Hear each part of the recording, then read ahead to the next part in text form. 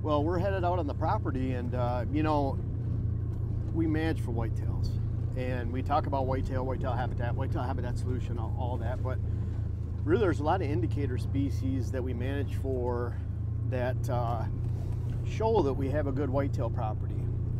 Grouse around here, you know, obviously you're not going to have grouse in some areas, but pheasant, rabbits, and then turkey nesting and turkey poults. So we look at those. If we have those 4 indicator species, we're doing a good job. Part of that is, you know, we're driving through right now. We have switchgrass on either side, diversity pockets, pollinator blends. We're going through a couple small food plots that are in clover base.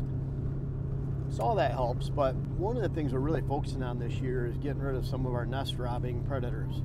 And that would be specifically raccoons out here. We do have possums, but we're heading out as a family. We set some raccoon traps last night. We're going to sweeten them up with some sardines, actually. And they're the dog-proof traps. And really important, you know, they'll take out an entire nest. I like raccoons. I think they're kind of cool. I think all critters and animals are kind of cool. But when it comes to trapping them, I'd rather not have to take them off the land. And it's not like we'll ever get them all. And a good balance is key. You know, I think it's important to get rid of them. At least do our part to get as many out as we can. And I know we'll see an improvement in our turkey nesting, our number of poult, grouse, and we already have a good population, but we really want to improve on that. So we've taken care of the habitat times 20, but we're working on our predators right now, and it's very critical. So Jen is our resident trapping expert, right? I don't know if I'm going to say that, but I think I've done it maybe, I don't want to say longer than you, but. No, longer. Longer? Yeah. Okay. You're the one that sets them. That is Kinda. true. You help me set them, but. You pound the hammer. Yeah, I pound the hammer.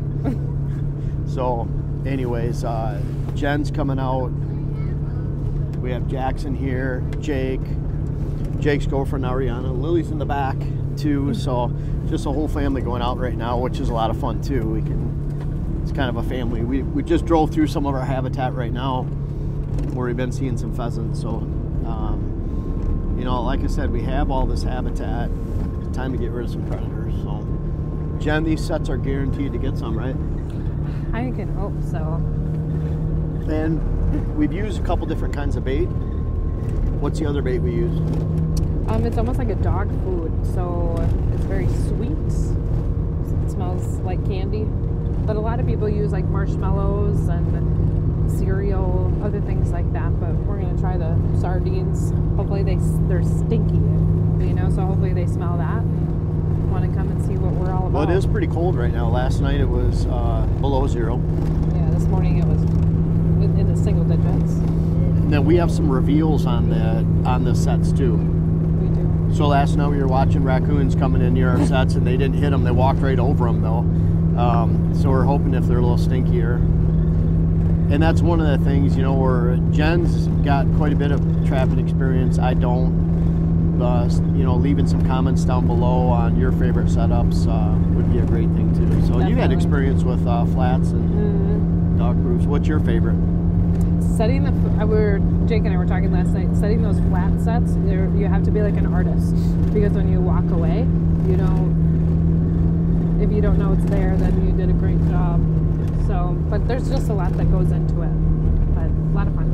Yeah. So we're gonna head out and get these cleaned up, and hopefully you can learn a little bit, but it's a part of the big picture, which is what you can take away from this the most. And again, leave your comments below so we can learn a little bit more too.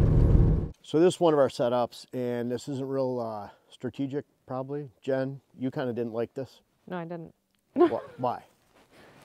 They're just very much in the open. The ones on the side are okay. The one right next to the water hole maybe is. Like this one? Yeah. Yeah. But anyways, this is one of our favorite hunting spots too. And it's funny, the raccoons are down here.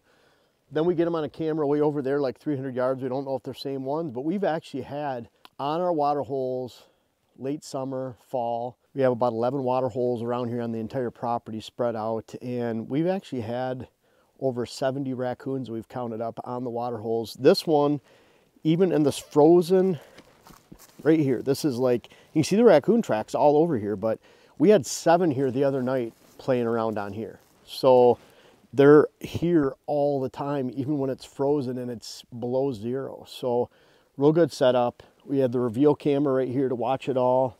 Well, like I said, one of our favorite rut spots. Dylan and I had a good sit down here one of the mornings.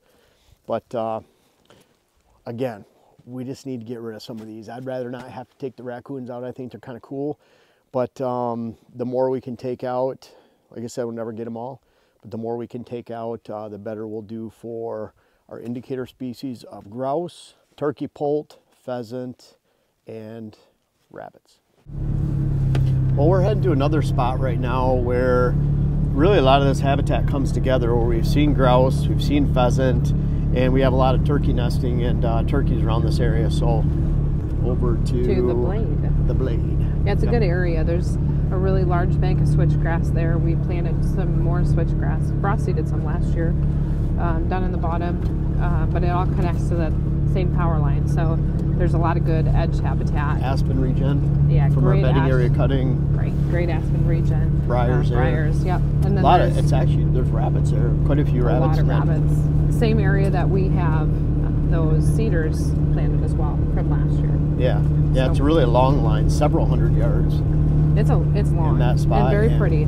And a spot, one of the spots we've seen at least 6 raccoons so many playing around in one time. You know, and a lot of that in that same spot, we've also seen a bobcat and was it 3 kits? Yes.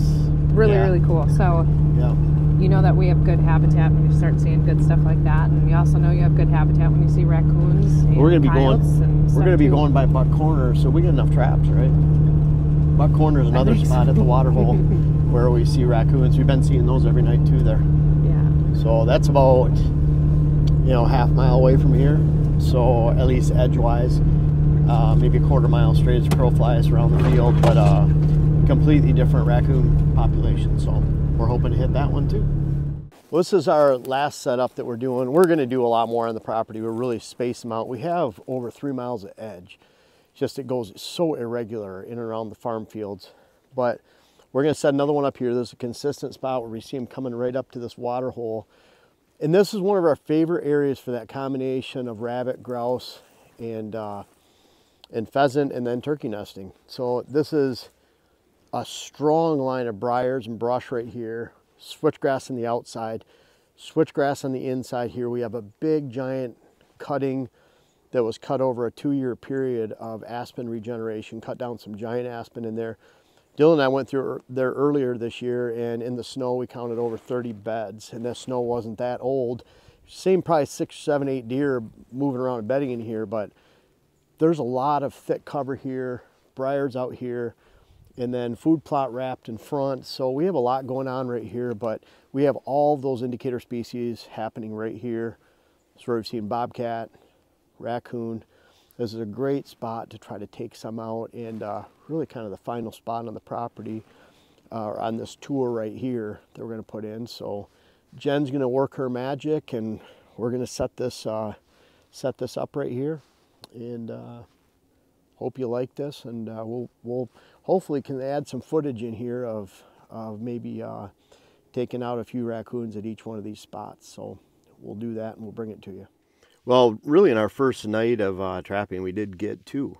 It was pretty cool, you know, to get them. We have the reveals on there so we can see if the traps are sprung and if there's a raccoon in there. And so we went right out this morning, first thing. In fact, everyone else was sleeping in the house, and my son Jake and his girlfriend are here, and then Jackson Lily. So we came out by ourselves, and you know, I'll tell you, it's different. You know, I'm used to shoot animal, eat animal.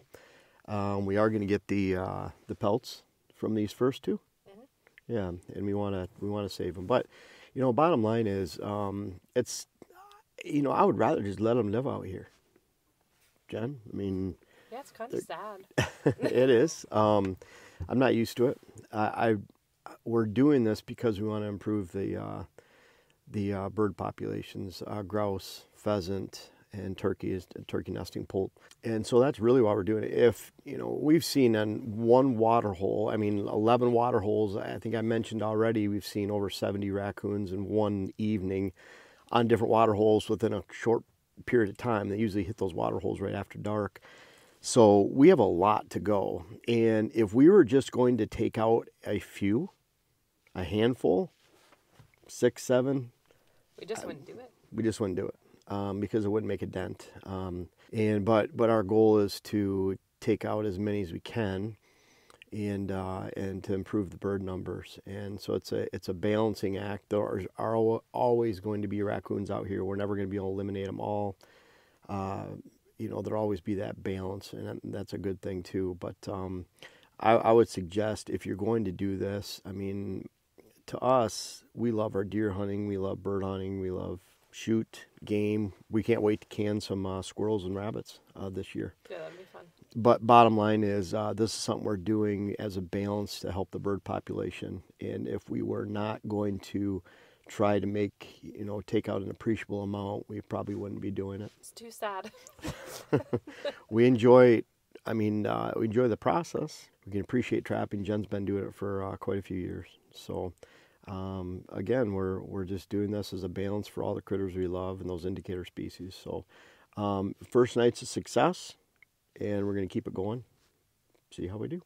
Thank you guys so much for watching the video. You're our best followers. You followed all the way to the end of the video. Really invite you to check out our website. We have our Earthway spreaders for sale. Great Christmas presents. We're booking clients right now, all 5 of us. So by the end of December, it seems early, but by the end of December, our schedule will be booked for 2025. It's hard to believe. I'm already booked for December and most of January, February. We have our web classes, the Rut web class, how to design your whitetail property, and really important, hunting hills and thermals, understanding the wind. Those are great products on our site, all the books. Thank you so much for watching all the videos, buying the seed that you did this year. Really appreciate you.